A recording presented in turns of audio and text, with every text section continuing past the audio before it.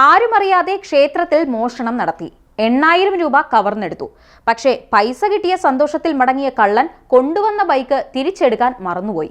ഈ ബൈക്ക് കള്ളനെ സ്വയം സ്റ്റേഷനിലും എത്തിച്ചു. ബൈക്ക് മോഷണം പോയെന്ന പരാതിയുമായി സ്റ്റേഷനിലെത്തിയ യുവാവിനെ പോലീസ് കയ്യോടെ അറസ്റ്റ് ചെയ്യുകയായിരുന്നു. ഗുരുവായൂർ കണ്ടാണശ്ശേരി സ്വദേശി പൂത്തറ അരുണിനെയാണ് എടപ്പാൾ പോലീസ് അറസ്റ്റ് ചെയ്തത്. ജനുവരി 5-നാണ് കാന്തല്ലൂർ ക്ഷേത്രത്തിൽ മോഷണം നടന്നത്. ബൈക്കിലെത്തിയ അരുൺ ഓട് പൊളിച്ച് അകത്ത് കയറി മോഷണം നടത്തുകയായിരുന്നു. ക്ഷേത്ര ഭാരവാഹികൾ നൽകിയ പരാതിയിൽ അന്വേഷണം ആരംഭിച്ചപ്പോൾ സംശയാസ്പദമായ സാഹചര്യത്തിൽ ക്ഷേത്ര പരിസരത്ത് ബൈക്ക് കണ്ടെത്തി.